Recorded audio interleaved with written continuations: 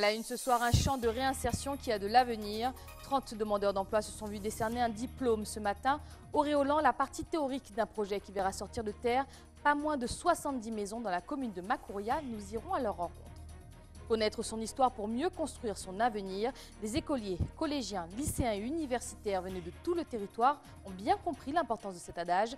Ils étaient conviés à la cérémonie dédiée aux jeunes d'historiens de Guyane. Nous y étions. Et puis, enfin, place au ballon rond avec l'équipe des Yanadoko qui, après une déconvenue martiniquaise, s'est offerte la 3e place du tournoi des 4 en battant la Guadeloupe. Des images sportives à découvrir dans cette édition.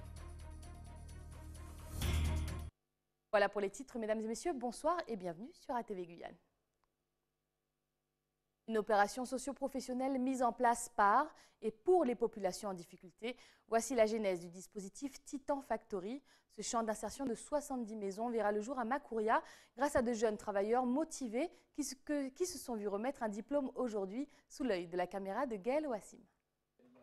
Un chantier innovant tant au niveau des matériaux que dans les méthodes d'embauche. C'est ce que propose le projet Titan Factory porté par la société Bâtir Guyane. Le but au niveau du projet Titan Factory Labordomus, c'est de faire en sorte que ceux qui ne travaillent pas puissent travailler tout en réalisant des logements pour d'autres qui n'ont pas de logement. C'est un concept qui peut être amené à être renouvelé puisqu'on développe d'autres produits sur la Guyane. Donc ce n'est pas juste s'arrêter à cette opération puisque sont formés aussi bien au niveau théorique qu'au niveau pratique. Épaulés par un ingénieur venu tout droit de l'Hexagone, les 30 ouvriers sélectionnés ont pu se former. L'expérience a été riche humainement et professionnellement pour chacune des parties. On a essayé de partager avec les gens, pas seulement le côté de montage ou bien d'assemblage, mais aussi le côté technique. C'est ça le plus important parce qu'on veut former des techniciens, pas seulement des ouvriers. Le plus important, ce sont des gens respectueux, vraiment responsables. Et le plus important qui m'a attiré l'attention, c'est qu'ils sont motivés pour travailler et pour développer leur département. Le point social du projet a été porté par un dispositif d'insertion socio-professionnelle. Les conditions d'embauche ont permis à des populations en rupture de renouer avec le chemin de l'emploi. On a eu un volet socialisant, je dirais, puisqu'on s'est fixé sur des critères de choix de public, comme des jeunes qui sont très éloignés de l'emploi, des jeunes qui viennent des quartiers prioritaires, des jeunes évidemment orientés par Pôle emploi qui sont pour certains en difficulté d'insertion professionnelle, mais aussi des jeunes qui émanent du BRSA, donc des bénéficiaires du RSA. Sinon, on a aussi des jeunes du RSMA qui sont très motivés et qui font partie de ce groupe. On a une jeune femme aussi, parce que c'était important d'intégrer une femme dans le groupe. Une candidate féminine qui ne tire que des bénéfices de cette formation, tout comme ses collègues. Et je suis fière du travail que je fais aujourd'hui. Je suis encore plus motivée. Et c'est vraiment pas ce que je croyais. Je pensais que c'était dur, mais seulement à la vue, quand on voit, on pense que c'est difficile. Mais une fois qu'on est dedans, c'est une autre chose. C'est vraiment extraordinaire. On avait déjà quelques bases. Ça nous a apporté quelques notions techniques en plus concernant le procédé propre au groupe pour qui on travaille. C'est très intéressant, surtout pour les gens financièrement, en sachant que ce sera beaucoup plus rentable pour eux de construire avec ce type de procédé. Donc je les conseille vivement à s'intéresser au projet et ils verront que ce sera bénéfique pour eux. Les 70 maisons du projet Titan Factory sortiront de terre pour cette fin d'année pour un Noël solidaire et de qualité. Retour à Cayenne, où le député Gabriel Serville a tenu à s'exprimer devant la presse sur le désormais incontournable projet de la Montagne d'Or. Alors qu'un grand nombre de Guyanais attendaient la position du député de la première circonscription, qui ne s'était pas encore exprimé, il se confie au micro d'Ayodele Germa. J'ai l'impression que le gouvernement n'entend pas les crises environnementales qui secouent régulièrement les territoires d'outre-mer. J'ai eu l'occasion de parler des essais nucléaires en Polynésie, le chlordécone en Martinique et en Guadeloupe. J'évoque aussi les gaz d'échappement de la fusée Ariane qui sont une autre forme de pollution. Et souvent, quand on pose des questions, on nous dit qu'il n'y a pas de danger. Et aujourd'hui, par rapport aux problématiques de la Montagne d'Or, je me rends compte que le cyanure, qui est peut-être moins dangereux que le mercure, pose quand même des problèmes en termes d'utilisation, en termes de protection de l'environnement et en termes de protection vis-à-vis de la santé publique des hommes. Et c'est la raison pour laquelle je demande au gouvernement de mettre en place un moratoire sur ce projet, le temps qu'on puisse apporter à la Guyane les réponses attendues par les Guyanais. Et il y a le deuxième volet qui est le volet de la fiscalité, sur lequel j'interviendrai également pour dire que prochainement, nous allons entrer dans le cadre d'une évolution institutionnelle.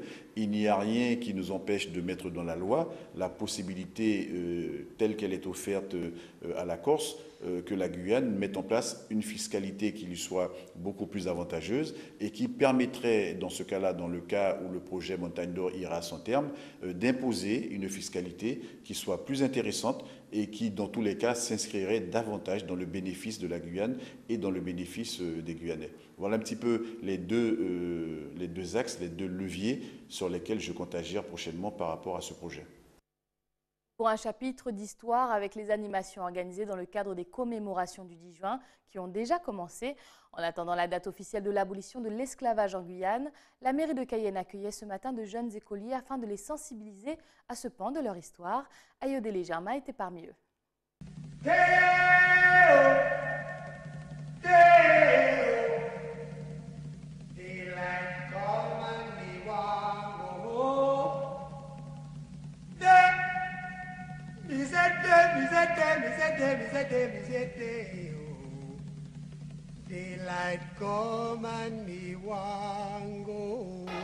Pour moi, l'esclavage, c'est quand il y a des Noirs qui font le travail pour des Blancs, comme par exemple les Noirs s'occupent des champs. On le maltraite, on le donne des coups, on le battu, on le tue. Dans des bateaux ou dans d'autres pays. Qui travaillent et qui en fait sont en train de mourir moment par moment, minute par minute. Et il y a ceux qui se cachent dans la forêt pour pas obéir aux autres. Et à chaque fois, ça me donnait la peine de eux.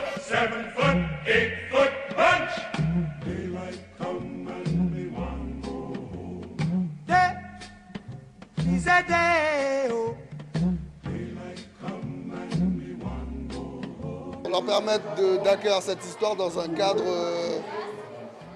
récréatif, on va dire, et pas seulement dans un cadre de souffrance et de repentance et tout ce qu'on veut. Il y a eu des puzzles, il y a eu des quiz, il y a eu des coloriages, il y a eu plein de choses.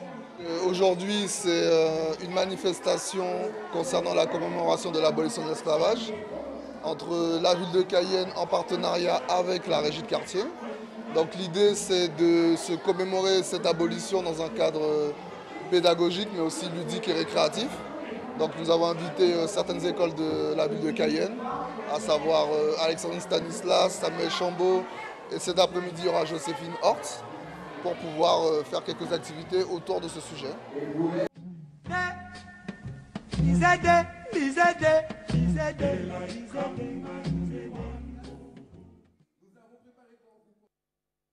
Si certains jeunes découvrent l'histoire du territoire et de l'esclavage, d'autres en ont une connaissance un peu plus approfondie, notamment grâce au travail de leurs professeurs et parents, mais aussi de la CTG et du rectorat qui leur ont permis de s'exprimer dans le cadre du concours des jeunes historiens. Une cérémonie de remise de prix était organisée ce matin au sein de l'hôtel territorial en présence d'historiens en herbe venus de toute la Guyane. Gallo Assim a eu la chance d'échanger quelques mots avec l'un des lauréats de la catégorie école élémentaire, Yago, venu tout droit de Saint-Laurent. Tu as reçu un prix, pourquoi? Tu as travaillé sur quoi pour avoir ce prix? Sur la Guyane. Et t'as dit quoi sur la Guyane? À quelle année la Guyane est devenue un département? L'abolition de l'esclavage. Les enfants se sont très bien investis, ils étaient motivés. On a fait plusieurs recherches, les parents nous ont aidés. Donc finalement, on a fini premier avec un lauréat et un deuxième élève qui a eu le troisième prix.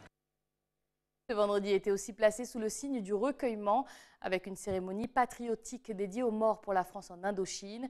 Une manière de rendre hommage aux combattants Hmong, ceux morts pour la patrie, et ceux qui ont émigré en Guyane suite à la guerre afin de fuir les représailles chinoises. Pierre Tréfou s'est rendu sur la place du Coq.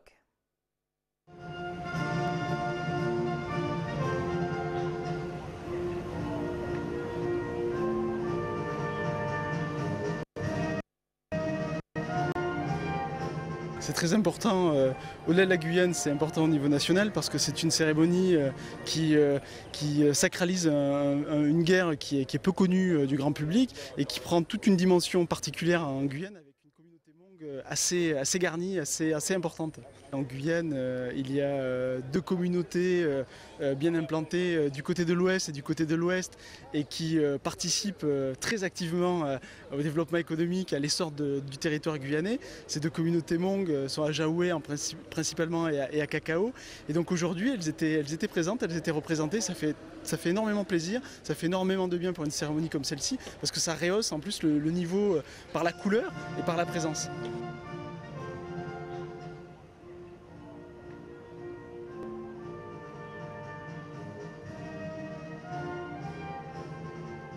C'est un devoir de mémoire que nous devons de respecter très régulièrement et on doit le consolider au travers de cérémonies de ce type-là, et notamment en Guyane, connaissant le passé historique, connaissant les spécificités du territoire. Ici, une cérémonie patriotique prend toute sa dimension et est très intéressante à des points de vue très différents.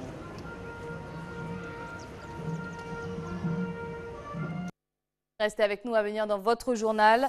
La revanche des Yanadoko qui se sont imposés face à la Guadeloupe et se sont offert une place sur le podium du tournoi des 4 et puis direction la plage de l'Apcat à l'occasion d'un Mayuri organisé demain dans le cadre de la Journée mondiale des océans.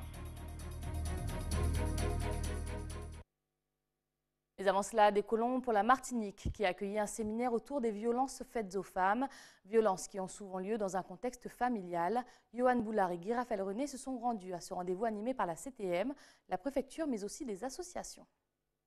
Chef Chafandon Ludivine, référente des violences intrafamiliales à la brigade du Saint-Esprit, depuis le début d'année, elle a recensé pas moins de 10 cas sur son secteur, souvent entre personnes en couple.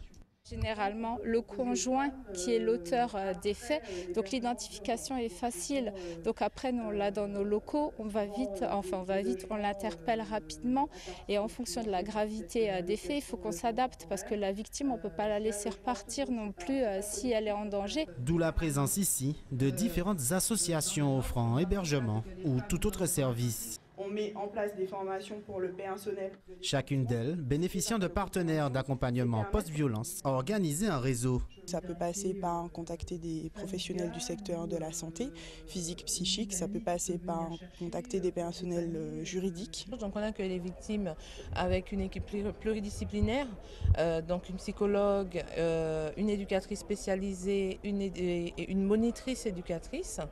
Et donc on fait un travail, je veux dire, d'équipe autour des victimes.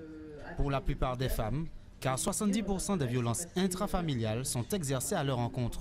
Des viols, des agressions, allant parfois jusqu'au meurtre. Au-delà des sanctions pénales, l'objectif du séminaire est de prévenir et d'améliorer la qualité de réponse des institutions. Par exemple, nous avons mis en place une fiche de détection des cas particuliers que les associations vont nous renvoyer au niveau des brigades de gendarmerie. Les atteintes interpersonnelles volontaires représenteraient 25% du total des cas de violence sur l'île. Un chiffre 2,5 fois supérieur à celui de la moyenne nationale, en grande partie dû aux violences faites aux femmes. Retour en Guyane, où la Caisse d'allocation familiale régionale recense en moyenne 900 séparations par an. Séparations qui peuvent avoir des répercussions graves et durables au sein du noyau familial. Afin d'apporter un soutien à ces familles, elle a mis en place des sessions d'information. Le programme et les modalités d'inscription nous sont présentés par Olivier Noguera. On aborde les aspects psychosociaux. Derrière les aspects psychosociaux, ce qu'il faut entendre, c'est qu'on va aborder le choc psychologique de la séparation. Nous allons aborder également les réactions et les besoins des enfants et également des parents lors des séparations. Nous abordons également les aspects juridiques de la séparation. Concrètement, nous allons aborder les modes de résolution. Nous allons aborder les modes de résolution des conflits. Comment faisons-nous concrètement pour résoudre un conflit familial lors d'une séparation? Nous allons aborder également l'exercice de l'autorité parentale. Nous allons aborder l'importance de la communication. Concrètement, on va donner des astuces aux familles. On va leur dire en gros ce qu'il faut faire et ce qu'il ne faut pas faire. Informer également les familles sur l'ensemble des services et des ressources qu'il y a sur notre département en lien avec cette thématique. les informer qu'il existe des services de médiation familiale, des services de juristes, d'avocats, des services également de travailleurs sociaux qui peuvent les aider dans le cadre de cette problématique-là. Lors de ces réunions-là, elles ont également comme objectif de répondre aux interrogations des familles, d'accord ? Et à la fin des réunions, on leur fait remplir un petit questionnaire de satisfaction. On leur demande également, on leur propose une petite collation où ils ont la possibilité après de demander des rendez-vous individuels ou aborder leurs problématiques particulières. La prochaine date de la session d'information aura lieu le vendredi 22 juin 2018 de 9h30 à 12h à la Maison des Arts Martiaux à Matoury. Pour pouvoir s'inscrire, il faut simplement adresser un SMS au 06 94 38 60 38 et indiquer sur ce SMS son nom, son prénom et la date de la session d'information à laquelle la personne souhaite participer. Sans transition, le chiffre de la semaine est le 297 000. Mais de quoi s'agit-il? Kerwin Acid est sur le plateau pour lever toutes nos interrogations. Bonsoir Kerwin. Bonsoir Chrysler. À quoi correspond ce chiffre? Donc le 297 000, donc il s'agit du nombre de portables en circulation ici en Guyane. Donc il s'agit des derniers chiffres donc, relevés par l'ARCEP. Donc pour le premier trimestre 2018, donc c'est une progression annuelle quasiment stable par rapport aux autres années. Que vous inspirent ces chiffres? Un petit sourire parce que les derniers chiffres de l'INSEE laissent apparaître une population guyanaise qui avoisinerait les 250 000 âmes. Donc ça veut dire que chaque Guyanais, y compris les timouns, les bébés, disposerait d'un portable. Vous comme moi, vous savez que cette réalité est tout autre. Comment est composé le parc téléphonique guyanais? Donc que je parlais de l'ARCEP tout à l'heure. Donc l'ARCEP compose ce parc-là par deux catégories. Donc il y a les abonnements prépayés, donc ceux qui utilisent des cartes. Et après, il y a ceux qui ont des abonnements, donc qui payent mensuellement ou autre façon. Mais ce qu'on constate, c'est qu'il n'y a pas une grande différence entre les deux catégories. Donc il y a 124 000 pour les préposés et 173 000 pour les abonnements. Oui, c'est pas une très grande différence. Pas une grande différence. Merci beaucoup, Kerwin, pour ces éclaircissements. Un mot de sport avec les Yanadok qui, après avoir perdu contre la Martinique, ont pris leur revanche face à la Guadeloupe dans le cadre des tournois des 4 grâce à des buts de Torvik et Evans. Retour sur ce match. La Martinique, vainqueur du tournoi des 4. La sélection de la Martinique en blanc entre bien dans le match. Dès la deuxième minute, Wesley Jobello donne le ton de la partie. 7 minutes plus tard, les hommes de Boukali sont logiquement récompensés. Le pressing de Jobello est payant. Barthéléry joue avec Biron qui sert Timon. Il décale la balle qui ouvre la marque pour les Matinino.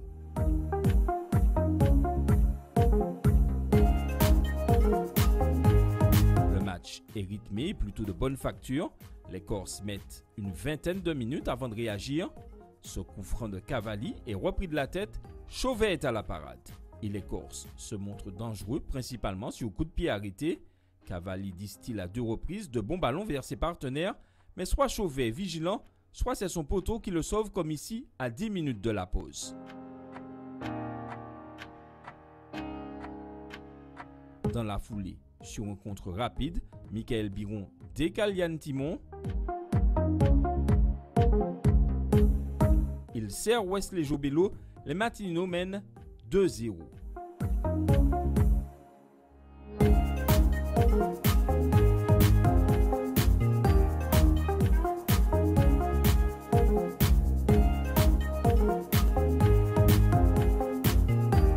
Après un temps faible, la Martinique reprend les choses en main.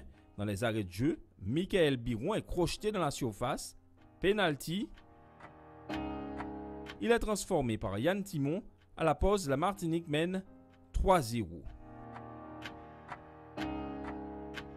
Au retour des vestiaires, les Corses se montrent plus entreprenants.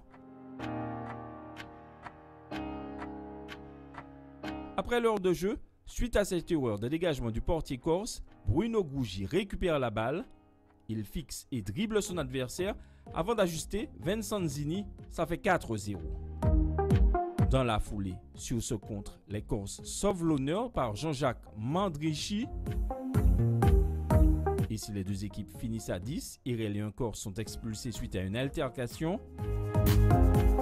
L'essentiel est ailleurs. Dans les arrêts de jeu, les Martinois corsent l'addition. Lancé en profondeur, Grégory Pastel prend de vitesse Vincent Zini et marque dans le but vide. La Martinique s'impose 5-1. On est en phase de progression. Je crois que sur la rigueur, sur la façon d'aborder les matchs aussi, il y a ça aussi. On prend toujours un petit peu de temps avant de rentrer dans les matchs. Et puis derrière, je crois que c'est notre capacité aussi à se maîtriser émotionnellement. On a vu ce soir, on a eu du répondant en face et des fois, on est peut-être plus calme et mieux gérer les choses. Mais je crois que c'est déjà pas mal pour une nouvelle campagne. Le match pour la 3e place est dominé par la Guyane en jaune. Elle rentre bien dans la partie et après quelques occasions...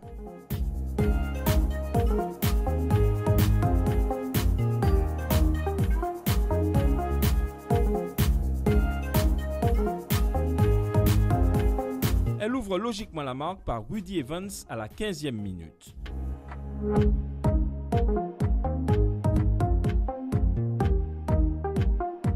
Une ouverture du score qui réveille les Guada Boys jusque-là inoffensifs. Mais à la pause, le score est d'1-0. À la reprise, si les hommes d'Angloma sont tout près de l'égalisation,